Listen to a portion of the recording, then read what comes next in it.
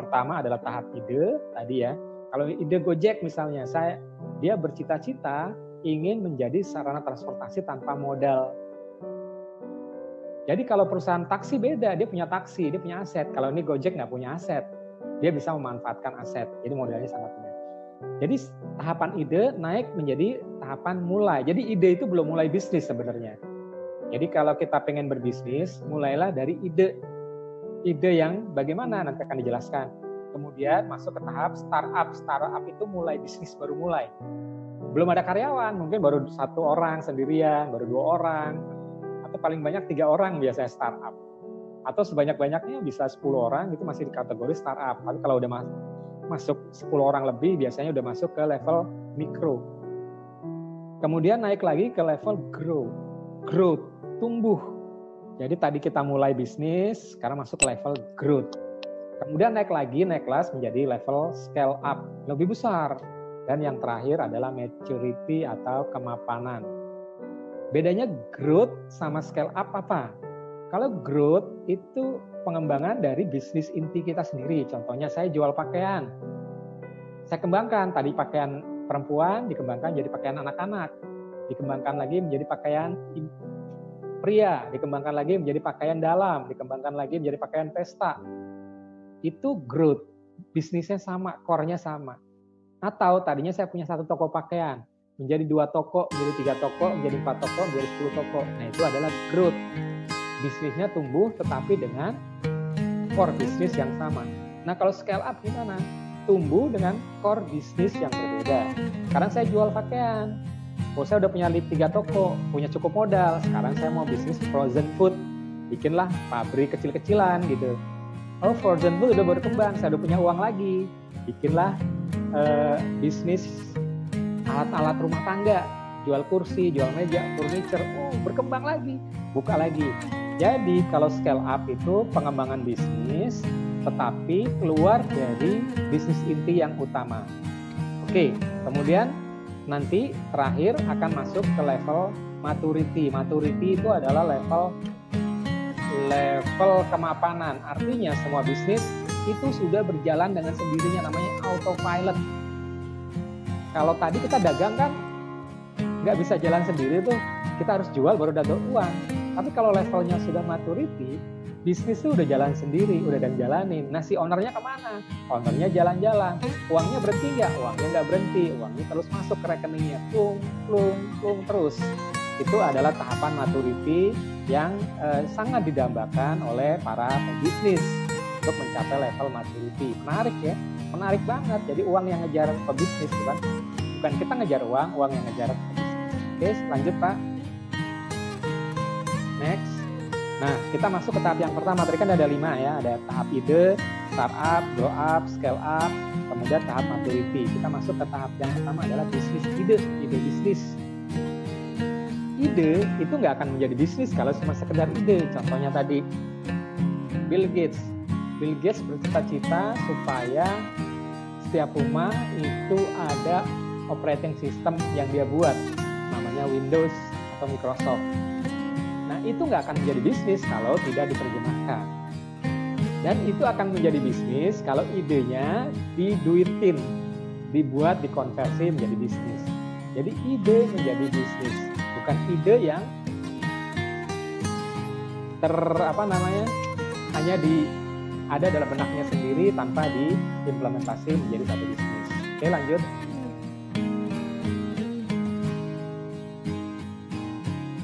Nah, bagaimana caranya untuk membuat ide itu menjadi bisnis? Pertama, saya bocorin rahasianya nih. Untuk mencari ide, ada 3 yang teman-teman harus perhatikan. Pertama, lihatlah tren. Tren apa? Tren terhadap sosial sekarang gimana, politiknya gimana, secara lingkungan gimana. Jadi kalau kita mau cari ide, cari yang lagi ngetren. Kalau mau cepet. Tapi ada juga beberapa pengusaha yang dia tuh benar-benar idenya orisinil, nggak melihat tren. Contohnya siapa? Steve Jobs. Dulu waktu dia bikin Apple, ide itu nggak ada. Android. Dulu waktu buat Android, nggak ada tuh Android sebelumnya. Jadi ada 2, dari tren ataupun enggak. Yang kedua, ide itu ya rahasianya harus bisa memecahkan masalah. Masalahnya siapa? Masalahnya konsumen. Kalau ide kita tidak memecahkan masalah konsumen, jangan dilanjutin. Karena bisnisnya pasti nggak akan jalan. Jadi ide kita harus bisa memecahkan masalah. Masalahnya konsumen, customer. Contohnya tadi Gojek, dia memecahkan masalah orang yang pengen punya transportasi. Bedanya apa sih sama ojek yang biasa? Ojek yang biasa kita harus keluar gang dulu, manggil tukang ojek. Kalau Grab itu disamperin, Gojek disamperin. Nah itu yang dipecahkan oleh si Nadiem Makarim atau dengan Gojeknya. Dia memecahkan itu. Memecahkan suatu permasalahan yang kebutuhannya itu tidak didapat dari Gojek pangkalan maupun taksi atau transportasi yang lain. Kemudian itu harus bisa direplicate. Jadi ide kita kalau mau jadi bisnis harus bisa diduplikasi sebanyak-banyaknya, diadapt, diduplikasi. Jadi ide itu harus bisa diduplikasi. Contohnya gini, begitu dia Bill Gates bikin OS Microsoft, itu kan bisa diduplikasi, diproduksi bahasanya. Garuda Food, dulu saya kerja di Garuda Food, dia punya ide untuk membuat produk coklatos yang enak gitu ya. Ide itu dijalankan, bisa diduplikasi, diproduksi massal. Jadi yang maksud replicate itu diproduksi secara massal, menjadi industri ya. Kemudian bisa diimprove. Kita lihat Microsoft, kan keluar versi-versi terbarunya, diimprove terus. Soalnya kalau produk nggak bisa diimprove, itu pasti akan mati. Contohnya apa? Contohnya Kodak, dia punya produk bagus, tetapi nggak bisa diimprove, akhirnya ketinggalan sama kamera handphone. Siapa lagi TV tabung, dia nggak bisa ngimprove, akhirnya kalah sama TV flat. BlackBerry, dia nggak bisa ngimprove, akhirnya kalah sama Android. Jadi produk yang kita ciptakan harus senantiasa diimprove atau dikembangkan. Yang terakhir, ini yang paling penting dari bisnis adalah riset. Di-riset. Produk kita masih dibutuhkan konsumen nggak sih? Kalau produk kita masih dibutuhkan konsumen, sejauh apa kita akan kembangkan? Jadi ini adalah lingkaran bisnis ide. Ini belum mulai bisnis nih, baru ide. Baru ide tadi ya, tahapnya ibaratnya kalau mulai bisnis itu 0, ini masih minus, angkanya masih minus karena masih tahapan ide, belum mulai. Oke, lanjut Mr. Izzy ke slide berikutnya. Nah, ini yang paling penting nih terkait dengan ide. Jadi bagaimana ide itu menjadi bisnis. Ada 7 tahapan. Tahapan yang pertama adalah ide generation. Bagaimana kita menciptakan ide dari berbagai aspek. Kemudian setelah ide kita punya harus di screening. Ide ini layak jual apa enggak? Ide ini bisa diproduksi massal atau tidak? Ide ini bisa duplikasi atau tidak? Setelah di screening, dilengkapi fitur-fiturnya. Contohnya handphone ya. Handphone begitu dia layak jual, Samsung pasti akan melengkapi dengan fiturnya. Oh, ada RAM-nya, ada internal memorinya, ada kameranya, ada. Nah, itu namanya adalah fitur membuat dia lebih unggul dibandingkan yang lain. Nah, contohnya gimana? Contohnya sekarang kamera-kamera itu melengkapi fitur dengan handphone dilengkapi fitur dengan 4 kamera. Dulu orang nggak kepikiran 1 kamera aja udah oke, sekarang kameranya 4 lagi. Karena apa? Feature itu untuk mengungguli pesaing. Jadi kalau ide kita sudah di screening, dilengkapi dengan fitur-fitur supaya bisa menang dari kompetitor. Kemudian idenya harus di-develop, didesain yang bagus, jangan sekedar. Karena kalau sekedar nggak akan laku. Kemudian tahap yang kelima, testing. Nokia, Samsung, Kodak dan sebagainya, sebelum itu di launch pasti akan dites dulu daya tahannya, efektivitasnya, user friendly atau enggak, konsumen merasa nyaman atau tidak, harus di testing. Baru setelah semua testing itu oke, baru udah di launching. Ada yang orang ngomong soft launching, ada yang ngomong grand launching, macam-macam, tergantung mau soft launching atau grand launching. Tujuannya launching apa sih? Memperkenalkan, gue punya produk nih, ini loh produk gue, gitu kan. Jadi launching itu untuk memperkenalkan. Dengan cara apa? Dengan cara promosi-promosi. digital marketing, yang sekarang lagi ngetren, atau ATL, canvassing, dan sebagainya. Inti dari launching adalah memperkenalkan produk kita kepada masyarakat luas, supaya diterima oleh market. Dan yang terakhir adalah ide kita harus dievaluasi. Apakah sudah bisa memenuhi kebutuhan konsumen? Nah, kalau konsumen sudah pakai, apakah dia puas dengan produk tersebut? Kalau dia sudah puas, apakah konsumen mau menjadi brand ambassador? Ini penting. Misalnya nih, Anda memproduksi kecil-kecilan bakso, terus di frozen. Buatlah mereknya. Misalnya bakso abadi. Nah, kalau konsumen puas dengan bakso produksi Anda, dia akan dengan bangga menceritakan kepada temannya. Itulah fungsinya brand ambassador. Kita nggak bayar dia udah cerita. Jadi fungsinya membuat konsumen puas supaya kita bisa menjadikan konsumen-konsumen itu sebagai brand ambassador. Jadi menceritakan keunggulan produk kita tanpa kita bayar. Justru melalui brand ambassador itu yang efeknya lebih kuat dibandingkan kita iklan di media sosial, di surat kabar, di televisi, di radio. Justru dengan brand ambassador yang paling kuat. Karena kepercayaan. Oke, lanjut Mas Zizi.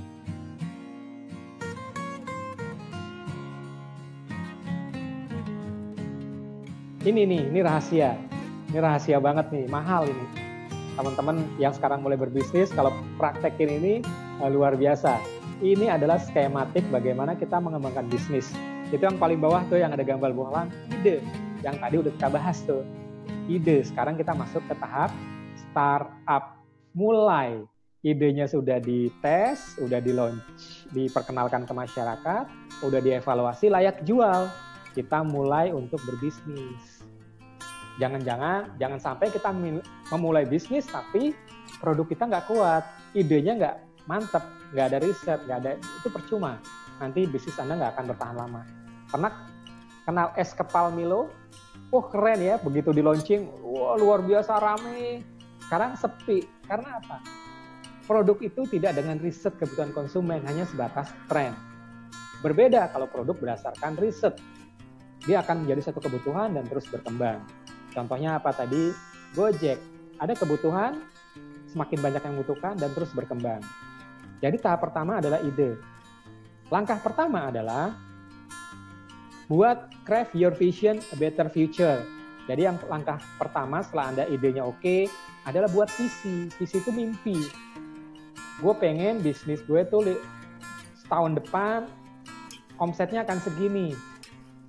Atau 5 tahun lagi cabangku makanan nih tokonya yang tadi 1 menjadi 5. Atau jadi visi itu macam-macam, bisa tahun depan, bisa 5 tahun, bisa 10 tahun, bahkan beberapa pengusaha ada yang sudah punya rencana 50 tahun ke depan, bisnisnya tuh mau seperti apa. Itulah kekuatan dari visi. Visi ini akan terus mengarahkan bisnis. Jadi bermimpi itu nggak salah. Contoh mimpi siapa? Contohnya misi yang paling bagus ya misinya si Mickey Mouse. Dulu dia bikin kartun, kan tikus itu binatang yang paling dibenci. Dia buat lucu-lucuan, jadi orang menarik, anak kecil nggak takut sama tikus Mickey Mouse. Akhirnya sekarang dia menjadi luar biasa bisnisnya, karena bermulai dari mimpi. Jadi semuanya itu bisnis bermulai dari mimpi. Yang kedua adalah, buatlah mimpinya dalam satu model kanvas. Nanti ada penjelasannya, kemudian dianalisa marketnya. Marketnya siapa, opportunity-nya bagaimana.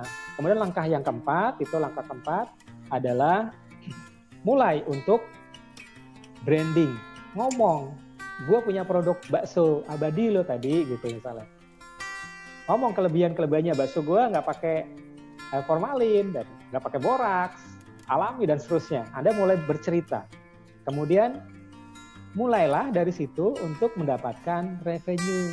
Oh, gue jual 1 frozen food, 1 bungkus, dapat uang. Modalnya 10.000 dijual 15.000 misalnya. Create minimum income.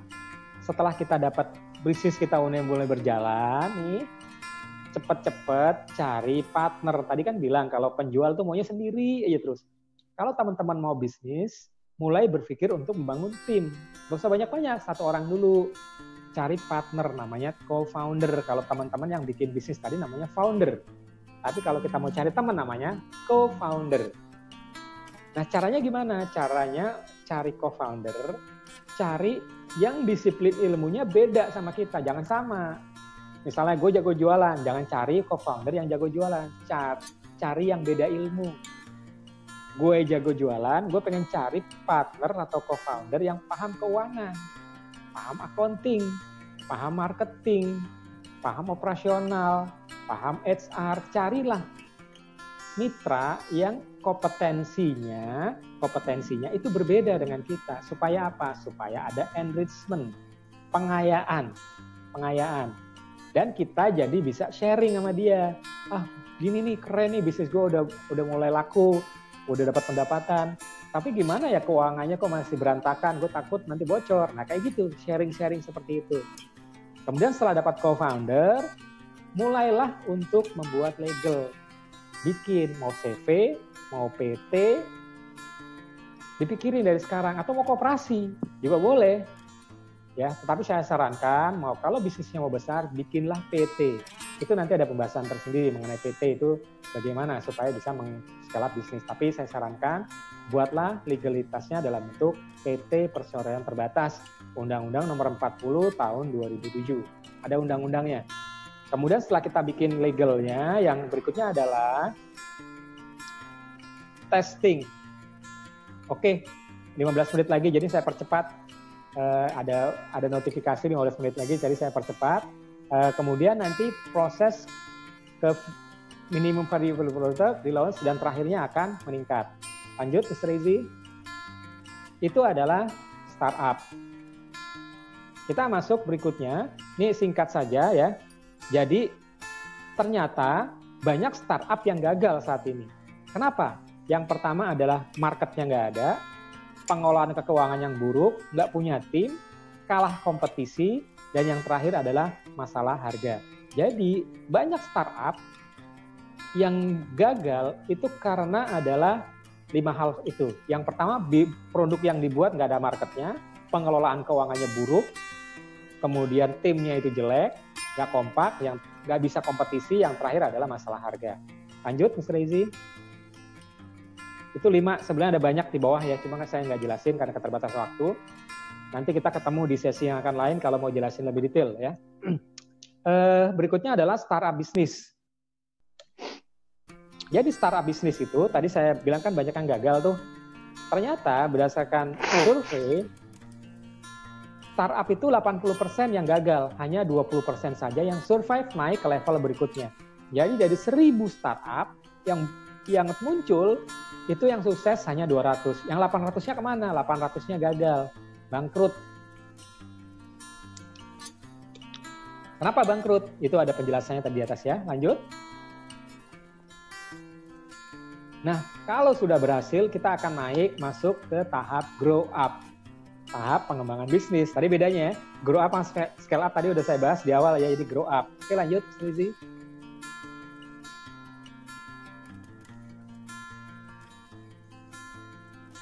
Kita masuk ke tahap grow up.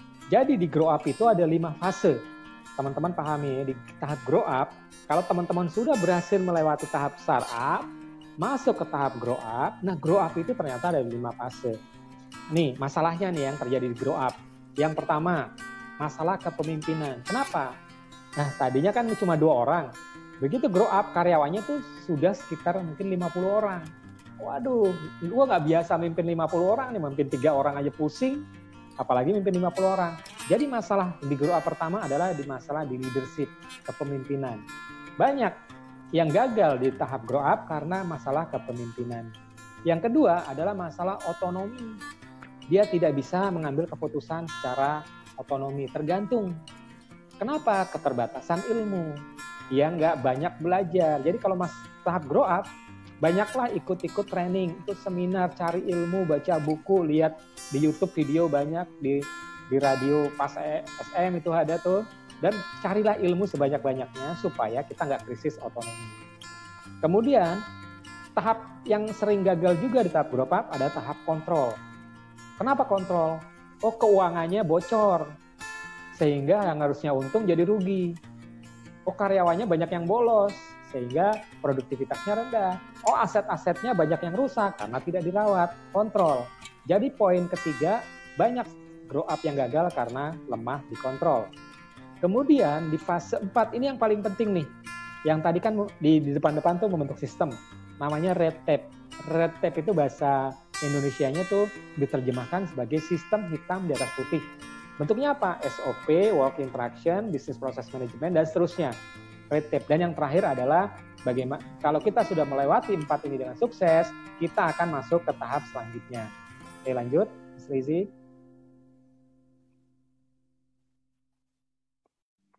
Kita akan masuk ke tahap selanjutnya, yaitu masalah bagaimana mengelola sumber daya manusia. Tadi kan yang pertama, masalah di grow up adalah masalah kompetensi atau kemampuan seorang pemimpin atau leadership.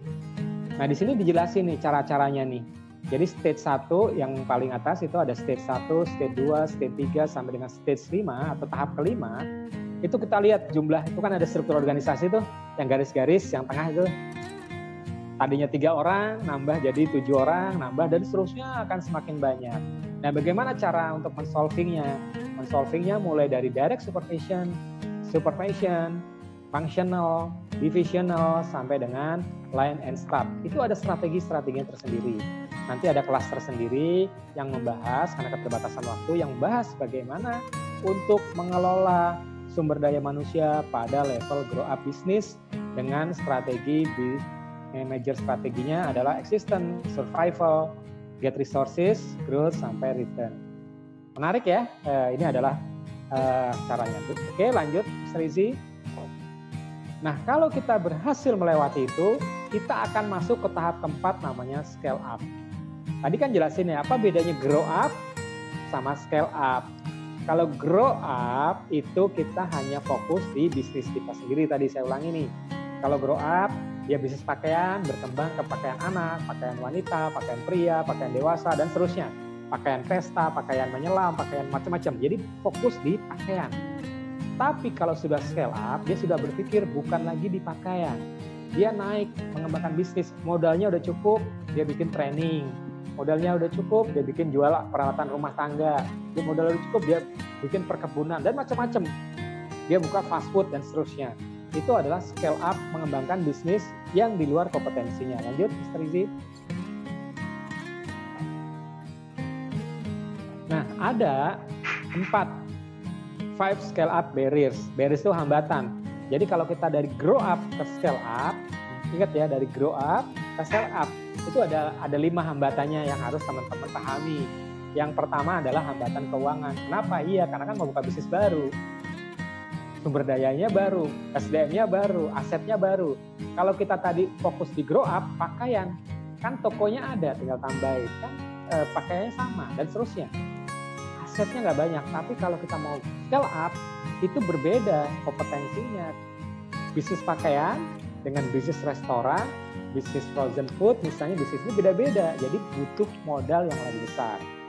Barriersnya itu. Kemudian yang kedua adalah talent. Cari orang-orang yang profesional. Jangan nanti Anda masukin orang-orang yang profesional. Oh, ini tetangga saya, oh ini teman saya, oh ini teman SD saya, oh ini keponakan saya. Anda masukin tapi nggak punya kompetensi. Dengan tujuan pengen menampung mereka yang nganggur-nganggur. Jangan, kalau Anda bangun bisnis seperti itu, bisnis Anda cepat atau lambat itu pasti akan tutup karena tidak didasari oleh talent atau skill yang memadai. Kemudian infrastruktur bisnis juga akan berubah, market aksesnya beda, market aksesnya pakaian sama frozen food udah berbeda jenis marketnya. Jadi market akses itu beda. Yang terakhir adalah kemampuan dalam leadership atau kepemimpinan tim. Oke, menarik ya, kita bahas di scale up. Ini akan lebih menarik lagi kalau nanti di sesi berikutnya. Nah, ini saya contohin bagaimana kita membuat bisnis kita scale up. Namanya scale up canvas. Ini teman-teman catet ya. Jadi kalau kita udah sekarang yang bisnisnya udah grow up, pengen scale up gitu ya, pakai namanya canvas. Di mapping patternnya mau sama siapa, aktivitasnya apa, sumber dayanya apa, value versus kelebihannya apa, customer relationship-nya bagaimana, channel-nya ke siapa, dan seterusnya. Ini contoh saja, saya nggak ada baca detail di sini. Jadi inilah contoh bagaimana kita memapping bisnis kita supaya bisa scale up lebih besar. Oke, lanjut. Nah, kalau kita tadi dari ide ya, tadi intinya dari pedagang. Pedagang beralih ke ide.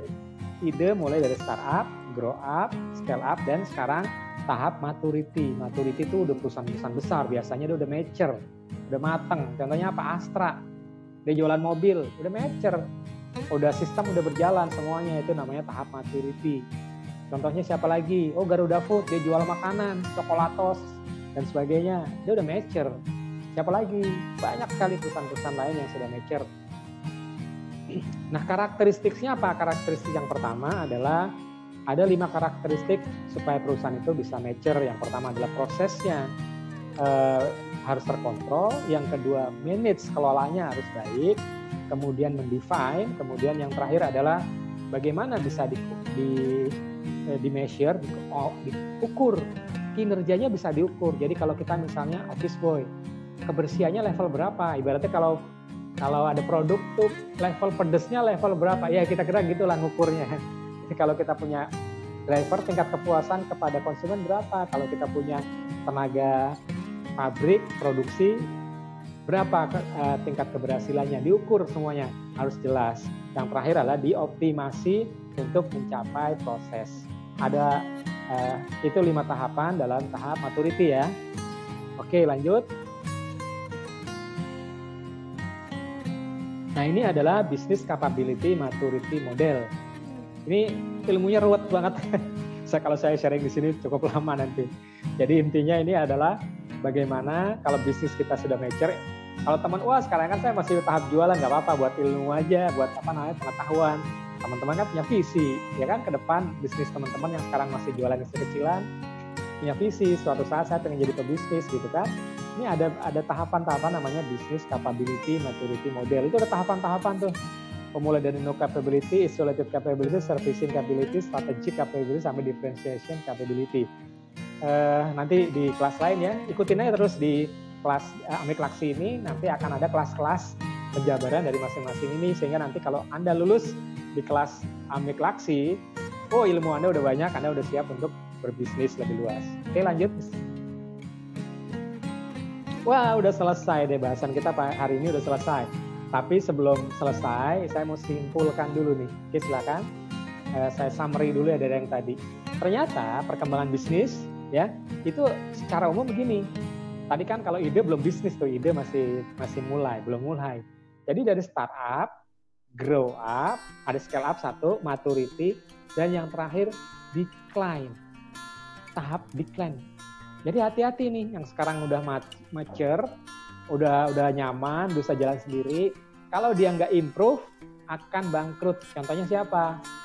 Nokia. Oh, udah semua sistem udah jalan, tiba-tiba ada Android. Dia bilang waktu itu pertama kali Android lahir, itu anak kecil tuh. Dia cuma uji-uji, coba aja. Tapi akhirnya karena dia udah puas, jadi salah satu kelemahan bisnis yang maturity itu adalah kepuasan. Cepat puas, Mbak. Jangan. Kenapa? Income-nya udah besar, profit-nya udah besar, perusahaan udah besar. Dia puas.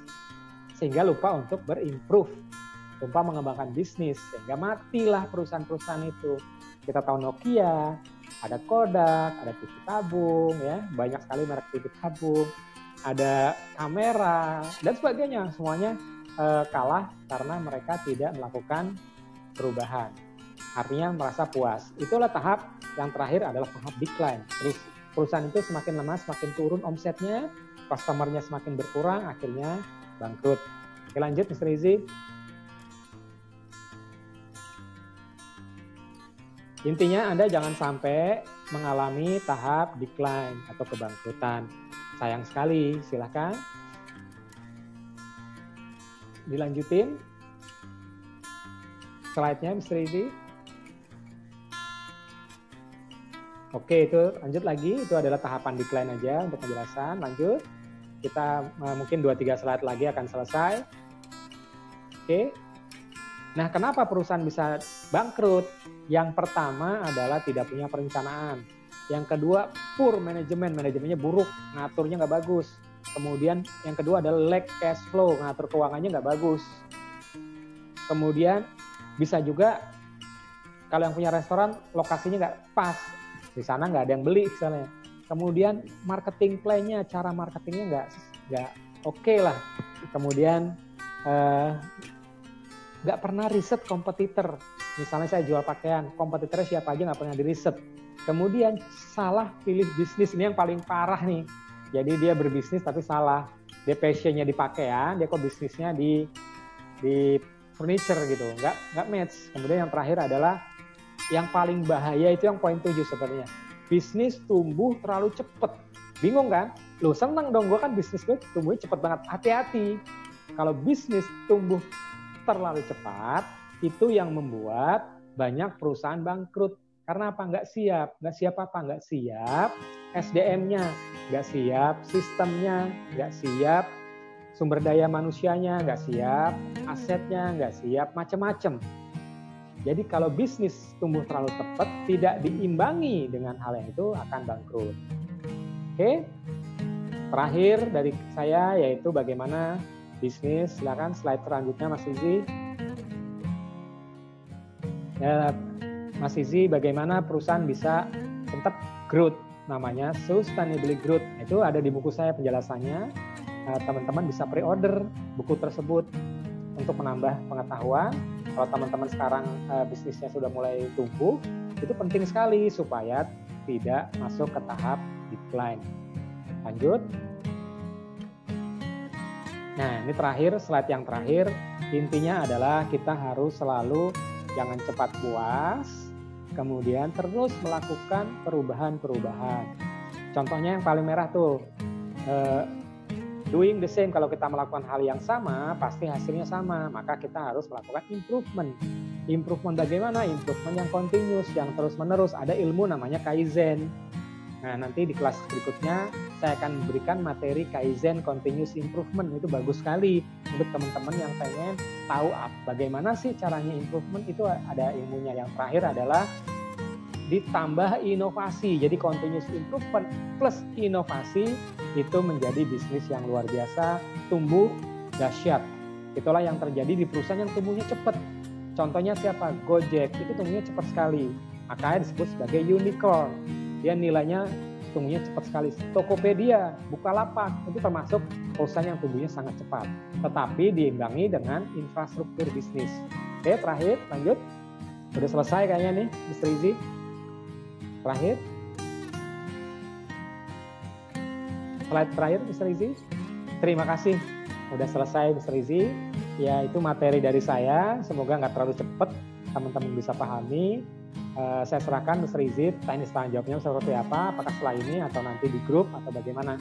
Terima kasih atas perhatiannya, teman-teman udah meluangkan waktu untuk sharing bagaimana kita membangun bisnis, jadi bukan sekedar menjadi penjual, tapi juga menjadi pengusaha. Karena cita-cita teman-teman kan jangan seumur hidup ngejar uang, tetapi uanglah yang ngejar kita, namanya passive income.